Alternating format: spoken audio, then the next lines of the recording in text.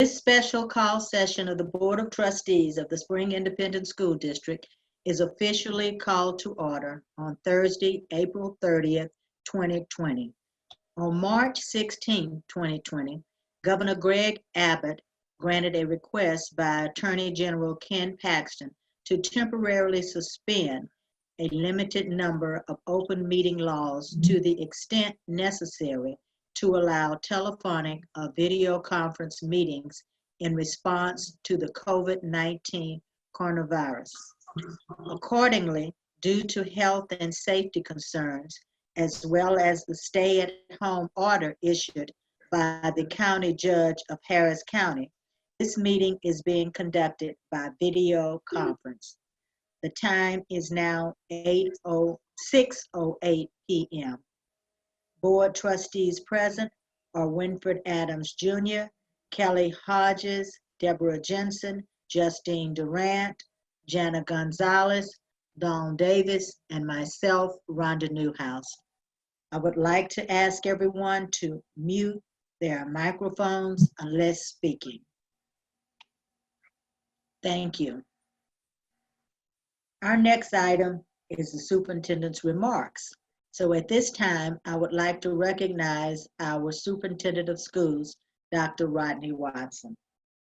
Thank you, President. Thank you, President Newhouse and other trustees. It's really great to see you all. It'll be better once we're all back together again, but thank you very much for being here. I do want to say a very special thanks for all of our teachers and staff who have just been going above and beyond, making sure that our students are continuing to learn, and all of the hard work that our child nutrition staff has been doing as well. As you know, tonight is a special called meeting for budget, and so tonight's entire agenda will be focused on our budget for 2020-2021. Ms. Westbrooks has worked hard and really prepared a great discussion for us tonight as we begin looking at our budget in light of the coronavirus, as well as possible budget implications. And so at this time, there's going to be plenty of time for us to have some discussion. And so I'd like to go ahead and turn it over to Ms. Westbrooks. Thank you so much, Dr. Watson. Good evening, President Newhouse and members of the board. Thank you so much for the opportunity for us to take a step back and just do a deep dive into the 2021 budget preparation process. So I will begin sharing my screen and we will start looking at some budget information here.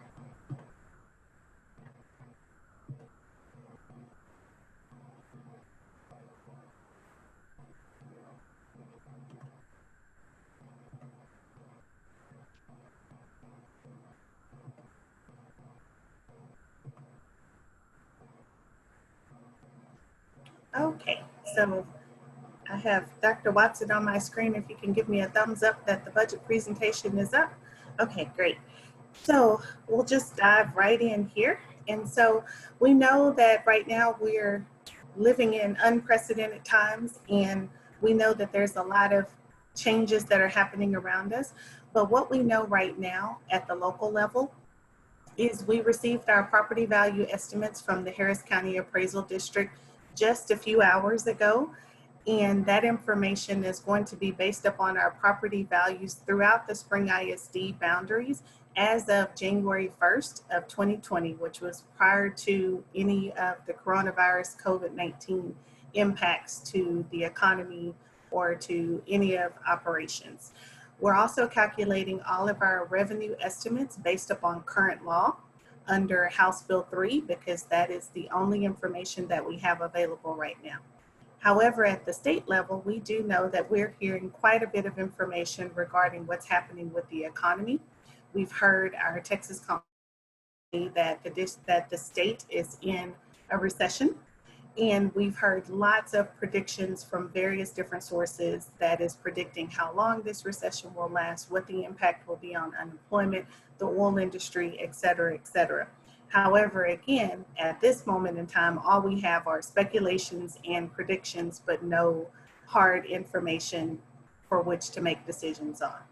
And of course, we know that depending on how things do end up forming out as a result of the recession, as a result of the nationwide closure, as a result of COVID-19, that will have some impact on the next legislative session when the legislators go back into session in January of 2021.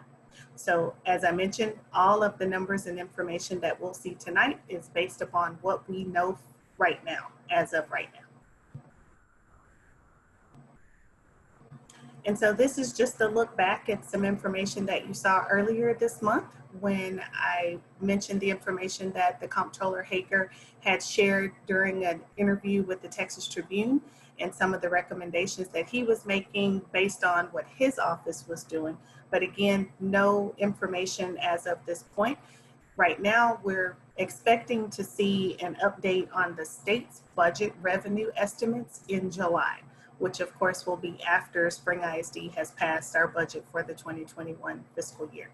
So over the last several weeks, we have been focusing on developing our budget based upon the information that we have available, looking for efficiencies, looking for opportunities to save funds, while at the same time keeping the district's vision for our students and our operations as they relate to our student achievement top of mind. I also shared that though we have our property value information, the one thing that we'll have to keep an eye on will not necessarily be property values so much as property tax collections as we go into this next property tax collection season. Our budget priorities for the 2021 budget, we've seen these several times before.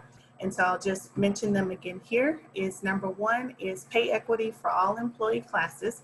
And that's a discussion that has been happening in every single budget session each year.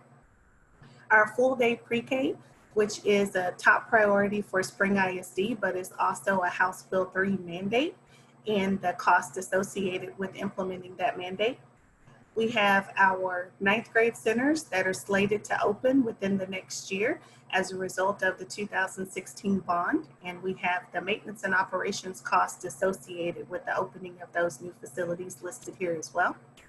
The other item that we've had as a budget priority is our specialty middle schools, which are our Lift 6 campuses. That was a budget priority for 2019-20 and has continued to be a budget priority in the 2021 fiscal year as we're creating that budget.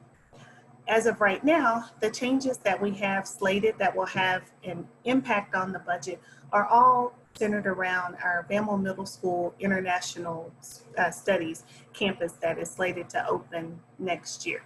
And so we have some costs associated with the changes for the specialty middle schools listed here as well.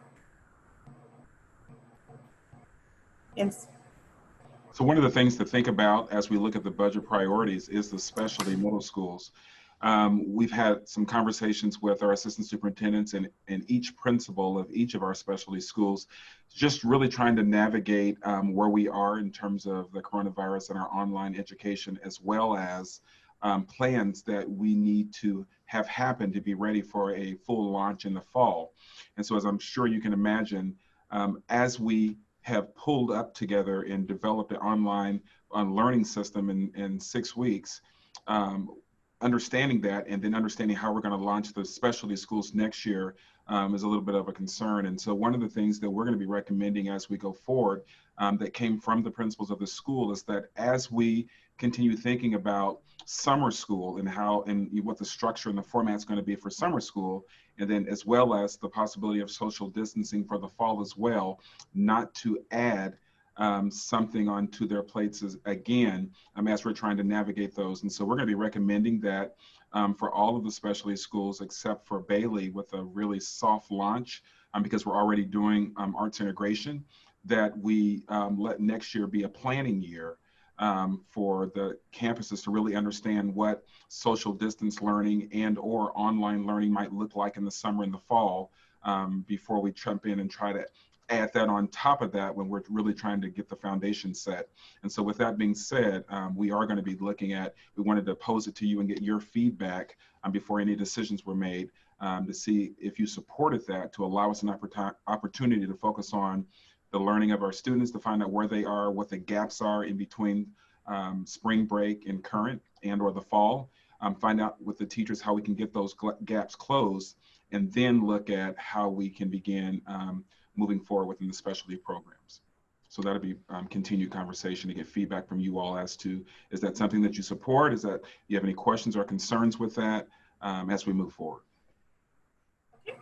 And so all the numbers that you see this evening will have the numbers that are listed here included in those calculations. And as Dr. Watson said, if changes are made based upon the guidance that we received from you all regarding the next steps with the specialty schools, then those numbers could change. The numbers that you see here related to the specialty middle schools would change. Okay, so moving into our revenue calculations. So of course we have to make some assumptions and create some estimates as we calculate our revenues for our state aid as well as our property tax revenue. This is a slide that we've seen a few times before, and it's our first assumption as we calculate our state revenue, and that number of students that we project to have in the district for 2020-21. And so these revenue projections for 2021 have us at a student enrollment projection of 35,422. And so at this moment in time, we are keeping our enrollment projections the same because we do not have any data or anything that would cause us to make any changes to those estimates at this time. So our revenue projections are not only based upon the number of students that we have in the district, but also the amount of time that those students come to school. So attendance is a very important factor when we're calculating our state aid. And so what you have here is a graph that shows our attendance over the last 5 years, and that's inclusive of the current year, 2019-20. And so what you see here is that at the beginning of the school year, in the first 6 weeks of the school year, our students are extremely excited about coming to school, and we see very high attendance. And as the year goes on, we see that attendance starting to drop off. And when we get to the 6 weeks, the cumulative attendance that we have is what we use to calculate our final revenue cost. And you can see that we usually end the year somewhere between about 92.5% to 94% attendance. And so attendance is something that we have had lots and lots of discussions, focus area to do all that we can to ensure that our students are coming to school every day, not only because it's important in our state aid calculation, but mostly because it's important for our students to be in attendance for student achievement and for their own personal achievement goals. So this is just one look at the last several years of our attendance and looking at it from each 6 weeks.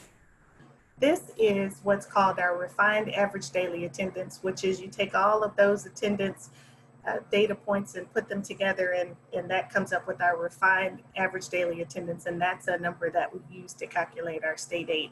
And so this is just a look from the 2015-16 year to the 2019-20 year. Now, of course, we had more students in 2015-16 than we have now, and so you see the enrollment is changing as well as the average daily attendance. So for the 2019-20 school year, the refined average daily attendance of 32,256 is what we're using to estimate our state revenue for the 2020 year, because we're assuming that our enrollment is going to be fairly flat and that our average daily attendance should be fairly flat as well. So that's just a look at one of the big data points that's important when we're calculating our state revenue. Okay, so moving from the state revenue calculation into our property taxes calculations. So today, just a few hours ago, we received our certified estimate of taxable values from the Harris County Appraisal District. So the slide that's on the screen right now is the property values within the entire Harris County area. So if you look at the 2019 taxable value year, you can see that the values for the entire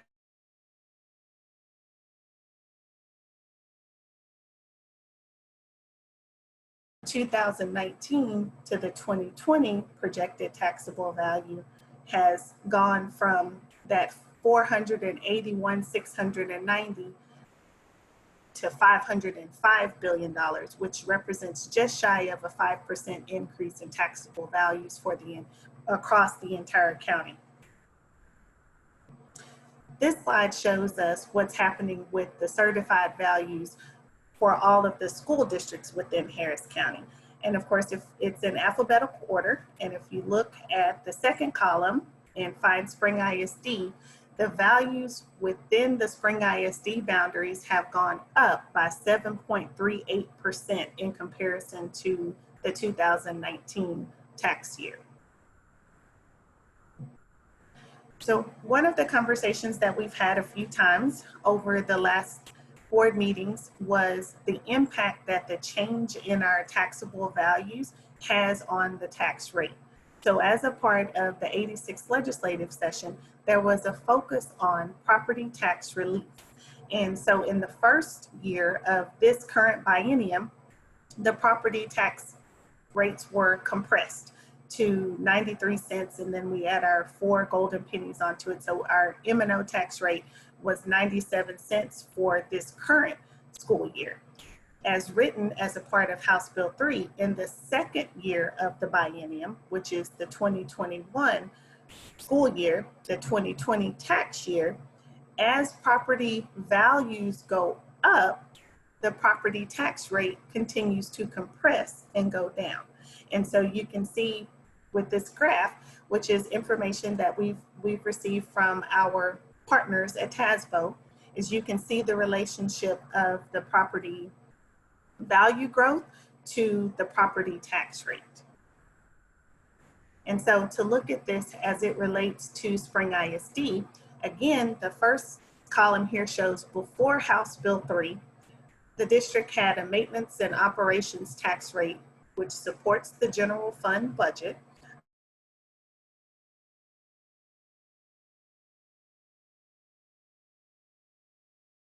with a total of 97 cents, based upon the set 93% statewide compression rate. In the second year of House Bill 3, this is what we were looking at just a moment ago with that graph that shows as our property values go up, our maintenance and operations tax rate goes down. And it's based upon the percentage of growth.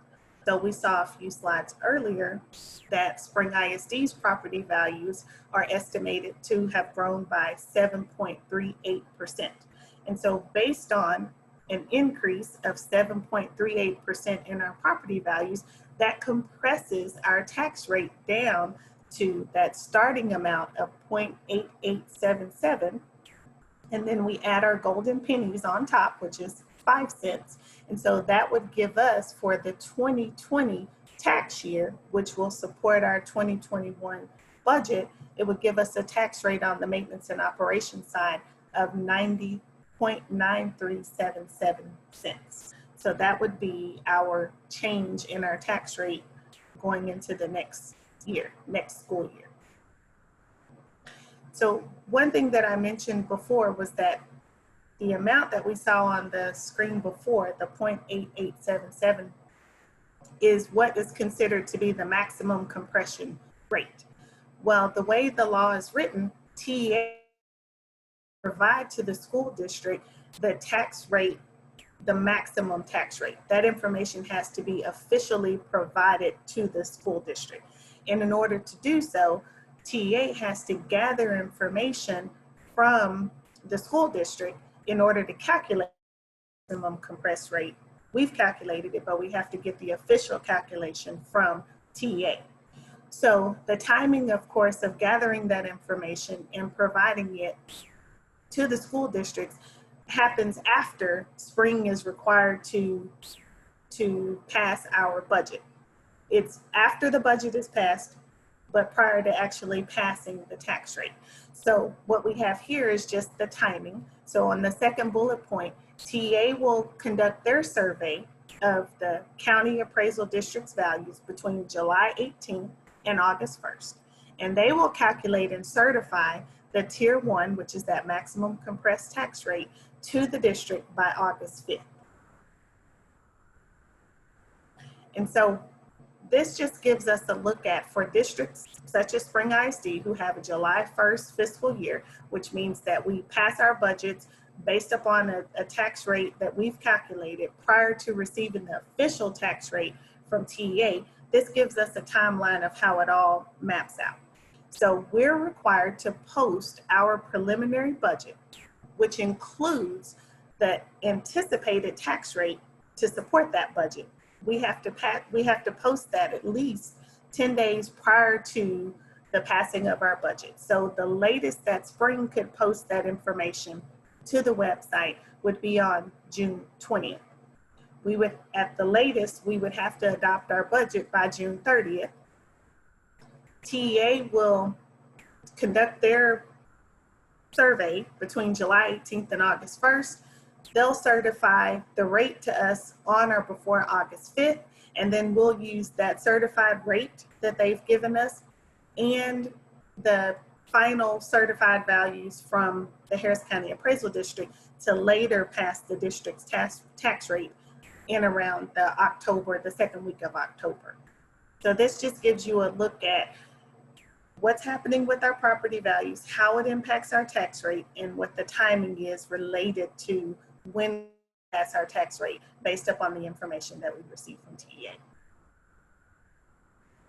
Okay, so we've seen what's happened with our state aid calculation, what's happening with our tax revenue calculation. And so now is our first look at numbers and what's happening with the preliminary budget. So what we have here is a document that should be familiar to everyone. It's our preliminary budget. And so that I have to say when we look at this information is what's highlighted and written in red up top, and that's that all numbers are subject to change. As we're developing this budget, there's lots of research that's going on. There's lots of revenue calculations based upon assumptions that we're making, and things are subject to change. There shouldn't be drastic changes, but they are definitely subject to change. So I want to point that out. So with the average daily attendance that we discussed earlier, and with our growth in our property values, the state revenue that we're calculating right now is $162.9 million. Tax revenue based upon that 7.38% increase in our values. And our values right now are estimated to be $15.5 billion for Spring ISD. And so based upon that taxable value estimate and the tax rate that I showed you earlier, the 0.9377, we're estimating that our tax revenue would be $141.4 million.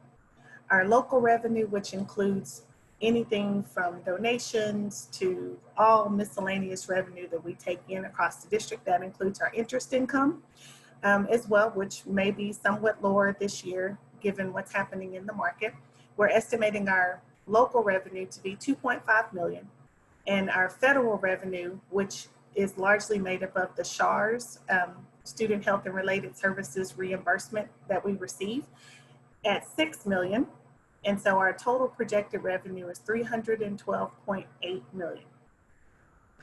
Our baseline expenditures, which is our baseline payroll for the staff that we have in the district now, plus the additional costs that we've spoken of related to full day pre-K, the 9th grade centers, and any changes related to our specialty schools included here, is at $266.8 million for our estimated baseline payroll.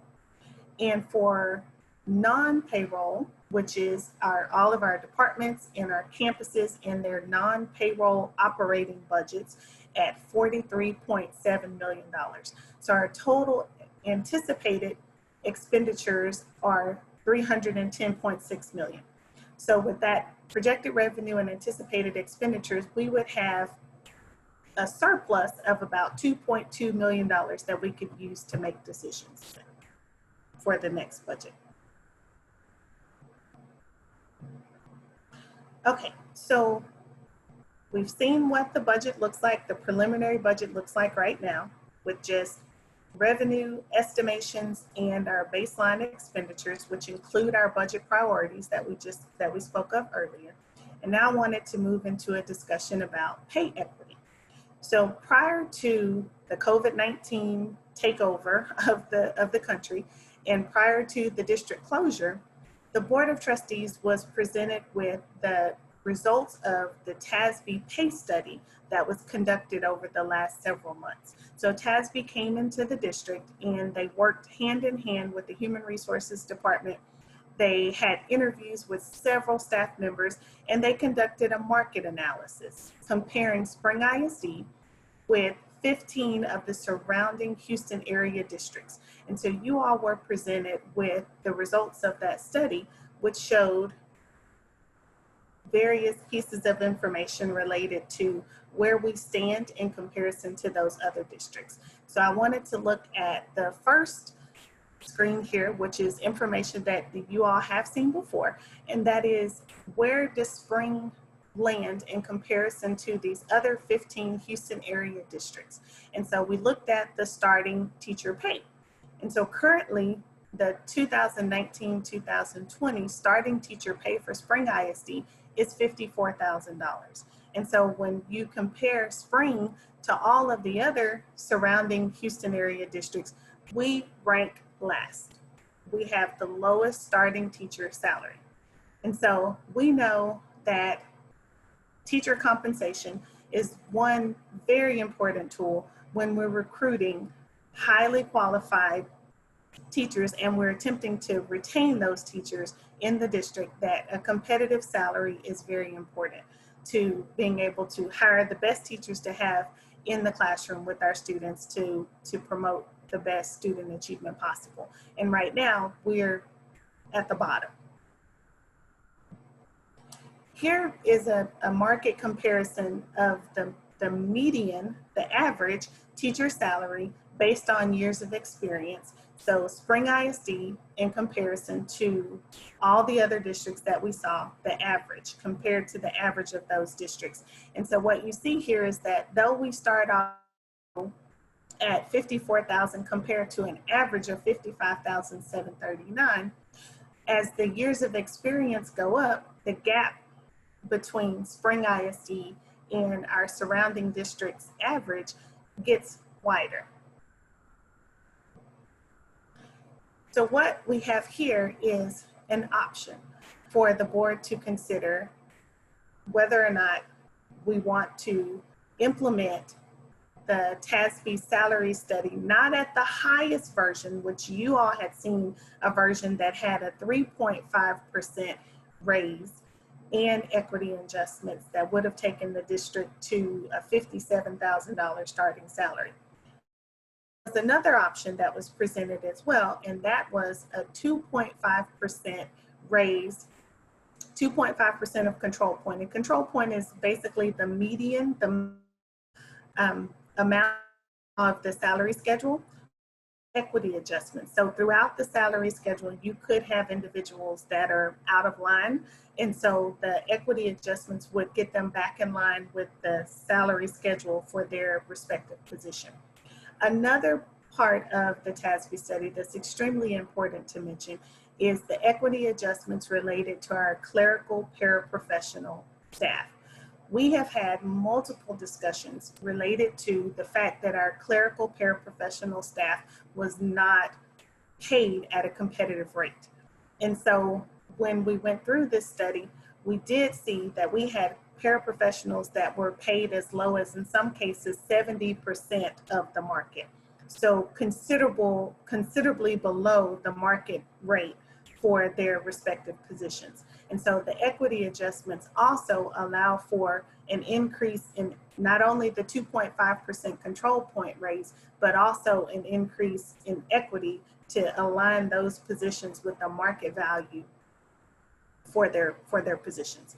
And so if we were to implement this 2.5% increase plus the equity adjustments and have a starting teacher salary of $56,500, that would cost a total of $9,144,000, which would result in the district passing, for the first time in quite some time, a deficit budget. Now, I would say that though this would require us to pass a deficit budget, we have had many, many years of surplus budgets where even though we have passed a balanced budget where revenues equal expenditures, at the end of the year, we ended up with savings and efficiencies that resulted in a surplus budget. So we've been adding to our fund balance for quite a while. But in order to do this, it would require us to pass a budget that would be a deficit that would in essence cause us to hit fund balance, but likely not as much as what we're budgeting. Because remember, a budget is if we spend every single dollar that's in the budget, this is where we would end up. In most cases, we end up saving some dollars. And so if we end up hitting fund balance, it may not be quite the $6.9 million, but it's important to go in with the mindset that it would be likely closer to the $7 million budget or budget deficit. So with that information, we just want to pose the question. So given the current environment, given what we know and what we don't know right now, should pay equity remain a strategic priority in the 2020-21 budget?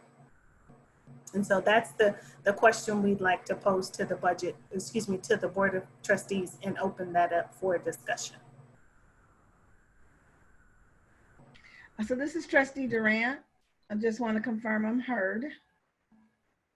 Okay. Yes, we can hear All you. right, thanks.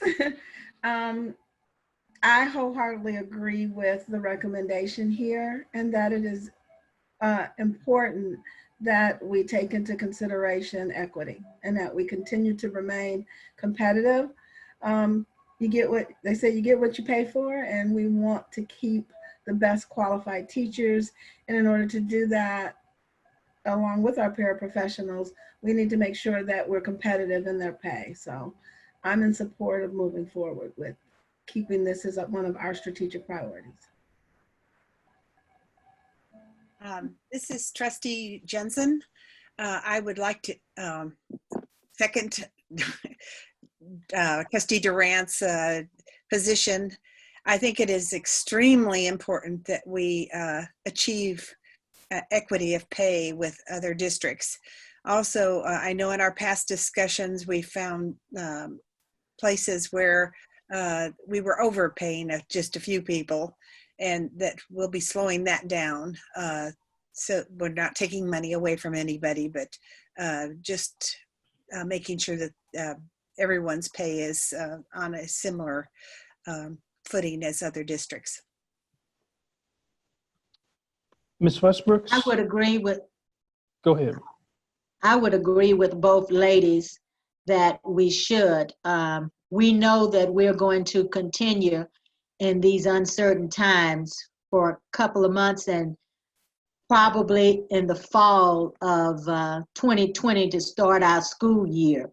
We will continue with some uncertain forms of carrying out education. So it's going to be very important to us that we keep our staff, we keep them healthy, we keep them at a salary that is competitive with the rest of the district so that we don't lose anyone. And we continue to train them in this new technology, and they will want to continue to work with us. So I think it's very important that we do look at at pay equity as a strategic priority for the 2020-21 budget. Ms. Westbrooks, I have a question about the revenue projection. Is that the same revenue projection we saw much earlier in the year that preceded the current crisis, economic crisis? This is the first time that we've actually brought numbers with revenue estimates for the 2021 school year for the budget that we're working on right now. So these projections do take into account kind of the current economic environment? No, sir. They're only based upon the current law and the information that we have right now. And so if we did not meet projections in terms of tax revenue, that would add to our deficit, yes, sir. correct? Yes, And sir. if state revenue For whatever reason, if the comptroller ends up having to, or the legislature cuts the budget, that would also add to our deficit. That's true. If that were to take place, yes, sir, that would be Okay. true. All right. And so Mhm. I'm wondering about sort of maybe a plan C, or maybe just offline, maybe we could see like what a worst case scenario looks like in terms of the hit to fund balance, recognizing that we do have a substantial fund balance. It could probably take a hit for, how long would you say, a couple of years? A couple of years until we see some form of rebound. Now, the thing is that we would not be able to do any type of revenue projection because we haven't received any indication from the state of what our change in revenue should, could, or would be. Mhm. However, what we have been doing is we have already begun the potential budget cut discussion within the district. And so we're already taking a deep, hard look at just about everything and are developing a cost savings list that if that time were to come, we would be able to present to the board at that moment in time some potential expenditures that we would be able to cut from the budget to help balance things back out again. So the only thing that we would have in our control at this time, based on what we know, would be our expenditures that we currently have. So the thought process is we don't know what other school districts around us are going to do. And trust me, when we get into this time of the budget development process, everyone is tight-lipped because we're competitive and we're basically trying to recruit the same teachers. So we're not sure what they're going to do. But we do know that if we do find ourselves in a situation where revenue is cut significantly or we're having to make serious changes, every district around us will be doing the same thing. But what we're afraid of is that if we don't type of adjustment to our salaries, we may not have the opportunity to do so later in the future. And that would create an even wider gap, which would make it even more difficult for the district to hire and retain highly qualified staff. But I do understand 100% what you're asking, and we are developing that list of expenditure items that we may be able to control to help offset any deficits. Ms. Westbrook, I also totally understand Trustee Adams' question and where he's going and the concerns he has. Some of the things that I think bring me a little bit of comfort, is if comfort can be utilized in this budget conversation, is it was around I think it was the 43 million that we're looking at for operating our campuses and our departments.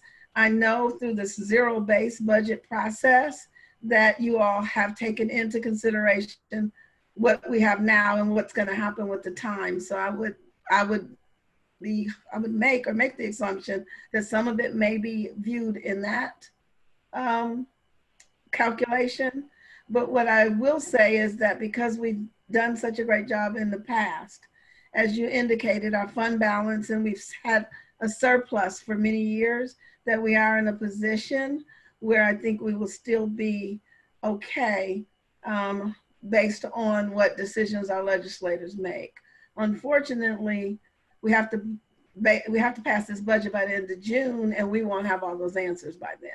So we just have to make the best decisions we can with the data, what we know has occurred, and making sure when we're looking at those zero-based budgets at each individual campus and departments, that you all did take into consideration some of the changing times that we have, where there needs to be more technology and less on campus type of things. So if you could maybe speak to that a little bit, so that I can get a little more comfortable around Trustee Adams' question, that we did consider the times that are happening now in those conversations. Mm-hmm. And absolutely, we did. There has been quite a bit of discussion that's been going on about what our new reality will be when we come back, and the possibility of having a blended learning model. And we went line by line and are still going line by line and looking for more and more efficiencies, but also ensuring that we're still able to meet the needs of our students when they come back. And so I'd like to offer up for my fellow chiefs and for Dr. Watson as well, if you'd like to chime in and talk a little bit about the process that we've gone through in specific to some of our areas that we have looked at to find some savings. So pre-coronavirus, we gave all of the campuses, or excuse me, all of the, actually, yes, the campuses and the chiefs their budgets. And the chiefs were able to look at their budgets line by line and make their recommendation as to what they were needed based upon the strategic priorities and the direction of the district. We have gone back to them 2 or 3 times and has asked them to re-look at their budgets again under the post-coronavirus lens to really make sure that the items that we are asking for really meet the strategic direction of the board, but then also keeps the student at the forefront. And so each one of them have gone back with the lens of our core value of we do what's best for students first. And they have really come back this, I think, the 3rd time with budgets that they believe that they will be able to operate that keeps us in the best light with the possibility of budget shortfall later on, but at the same time, making sure, as Ann stated earlier, that we're keeping the district's vision in doing what's best for students at the forefront. I think that's great. And that's the non-payroll 43 million we looked at. And I think, you know, at this point in time, that's the best place for us to, you know, kind of factor in what could potentially happen, because we just really don't know right now.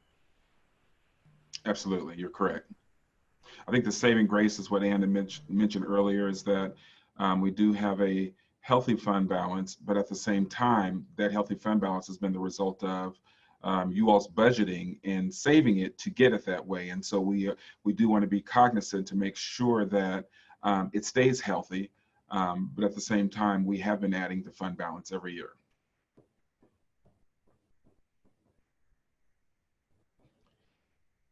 And so as you think of this, you know, this will be a good time as well to continue hearing about should pay equity remain a strategic priority, but then also as you're looking at the complete budget, and it asked earlier, should we make the adjustment with the specialty schools? As I said earlier, all of the principals indicated to us today very emphatically about wanting to move forward, but holding to really get an understanding of the foundation of what online or learning from a distance from each other would look like. The only school that wants to implement on a small scale, because we're already implementing arts integration across the district, is Bailey. And so we want to get your feedback as well, is that if we decided to hold and let them plan for the entire year, because they may be planning to implement the specialty school from a online platform standpoint or an altered schedule standpoint, to give us time to put the foundation in place. Would you all support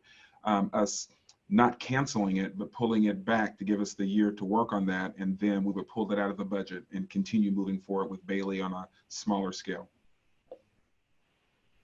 Superintendent Watson, I would definitely support that. I think we need to empower our principals to make those decisions. And if that's what they believe is best, then I support that because they're the ones that have to carry that. And I totally support a soft launch, as you indicated, focusing on the campus. Bailey, where our principal there believes she's ready to move forward a little bit, then let's support them in what they're asking us for. So okay. I would say, personally, I agree with that direction. Okay. I do have one caveat, one question though, that if we have an opportunity to review it, we do have a lot of competition coming in around charter schools. That's right.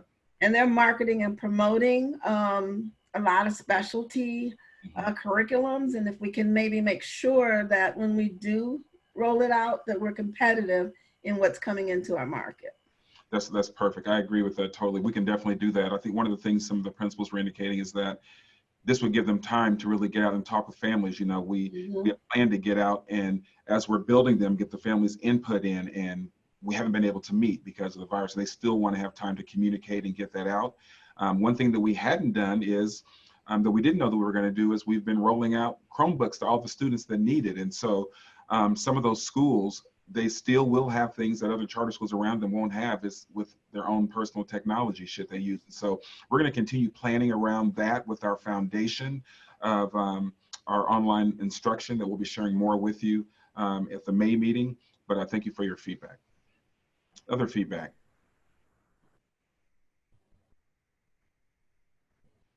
Is there any other concerns about holding on the specialty schools?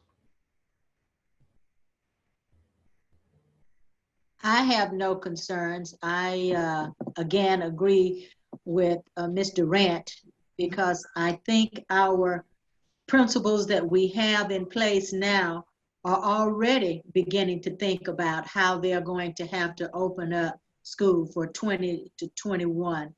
I imagine many of them are already trying to put together a plan for this summer to begin work on starting the school year 2021. So I am in favor of that, yes. Okay. Okay, I'll turn it back over to you, Ms. Westbrook, if there's no other discussion. Okay, and I did want to mention to Trustee Durant's question just a moment, and maybe to some of Mr. Adams' concerns as well. We also have, and of course, we do not count revenue until we have the revenue. Under no circumstances do we plan for funds that we do not have. However, the opportunity is out there for us to seek reimbursement for some of the costs that we have had, which includes some of the technology costs that we've had related to the closure. From FEMA. So we're working on just getting all of our expenditures together and working with FEMA to see what will be an allowable reimbursement.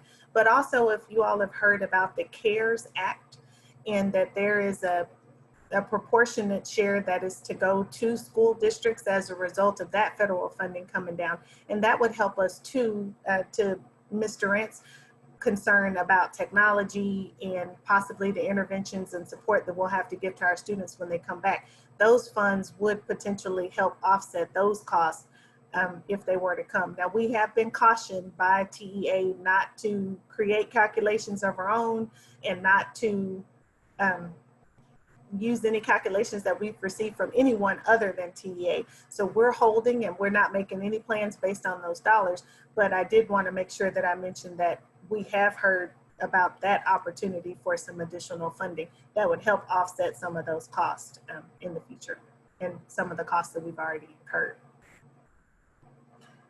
I guess the only, I hate to sound like the doubting Thomas here, but I'm seeing reports of the economic impact on public school districts around the nation.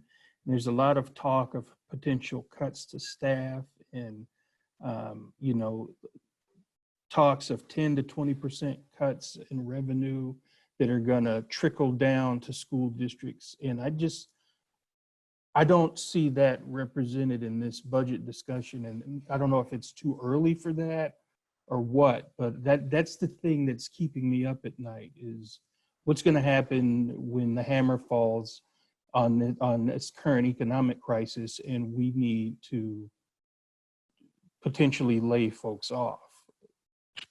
Right. Yes, So you really bring up a great question. I'm going to ask Ann. She and I were talking before the meeting about what happened the last time this happened in terms of funding. But to your point, we have gone and looked at that in the current budget in terms of the zero base with the chiefs and the departments. But if you think about the percentage that really makes up the highest part of our budget, it is staff. And so right now, in order to plan for something that we don't know is actually going to happen would cause us to have to take a generic percentage and say we want to cut the budget by this percentage and then cut staff to do that. Because we've gone through and looked at the non-salary costs and we've done that. And if there's more that we need to do, we're prepared to begin to even look deeper into that again. But at this particular point, as Ms. Westbrook just mentioned, we don't know what that percentage would be. And so we would be just taking you all's advice and coming up with a percentage and saying, let's be safe and let's go ahead and cut this percentage, because the majority of our budget is staff anyway. And so, Ann, you want to add anything else onto that? You heard me mention the CARES Act just a moment ago, and the fact that we have not received any information about district allocations. And so part of the thought process, and this is speculation and opinion, but part of the reason why we feel as though we haven't received any type of allocation from the state from those funds is that there's a thought that the state may use that those federal funds to plug and supplant the state budget to carry through this biennium. And so if that were the case, then that would possibly stabilize revenue for at least the end of this biennium, which is the 2021 fiscal year, and possibly going into the next biennium.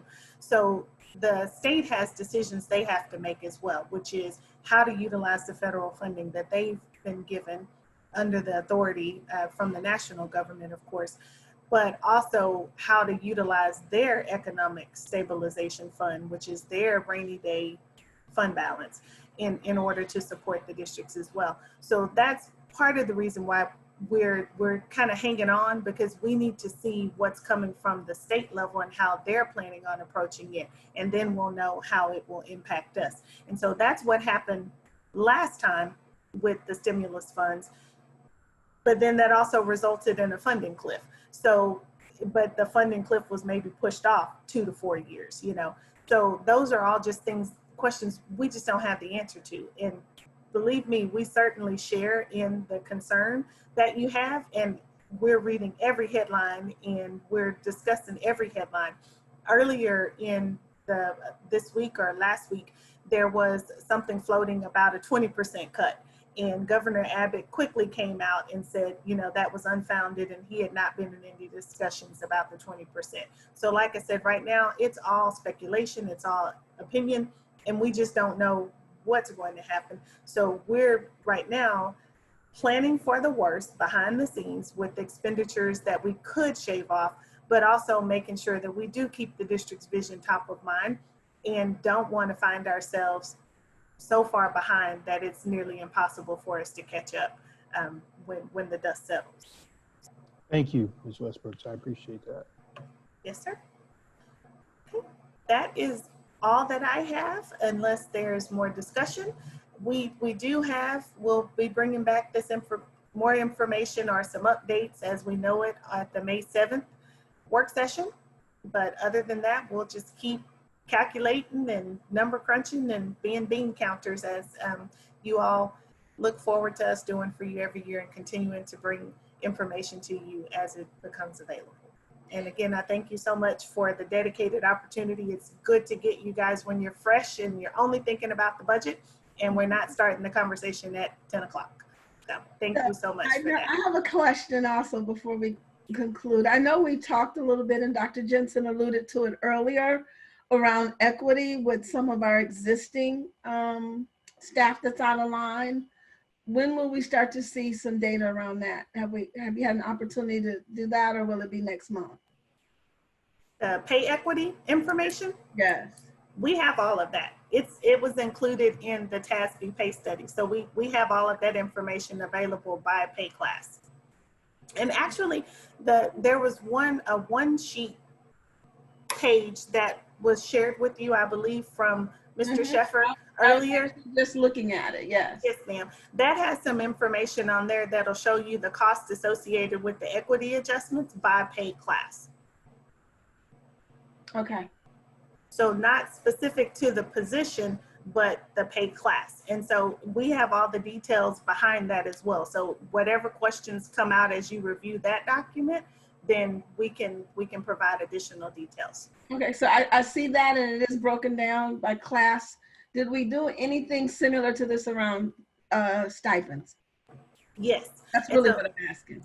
Yes, and there is a stipend amount at the very bottom, which is that $37,000.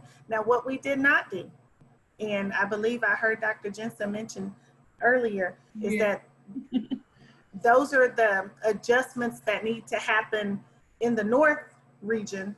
We haven't implemented the other direction with the stipends. And so that would be a targeted discussion with you all to provide guidance as to how we would want to move forward with that information.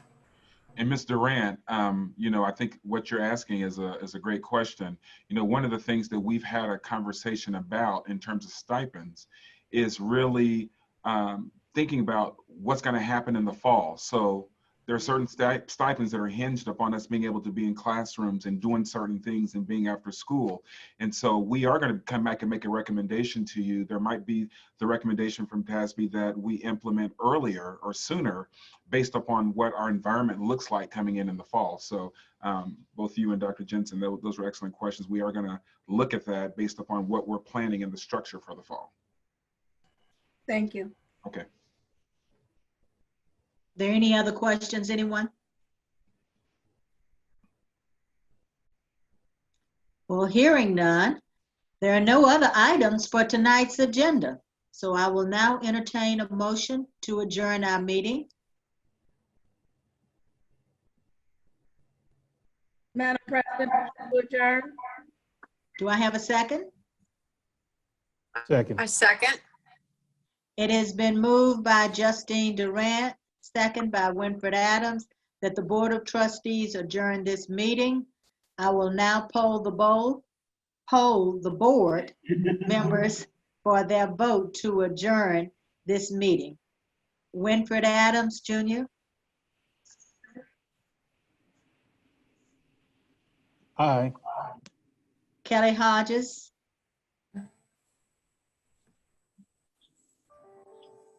Did you hear me? I'm sorry. okay. Am I muted? Can you? You're on now, Kelly. Oh, okay. Aye. Okay, thank you. Uh-huh. Jensen, Aye. Justine Durant, Aye. Jana Gonzalez, Aye. Donald Davis, Aye. and myself, Rhonda Newhouse, also agree. Aye. The motion carries unanimously. Since there is no further business, this meeting is officially adjourned at 7:04 p.m. And I'd like to thank everyone again for joining us and look forward to talking with you next Thursday at our work session.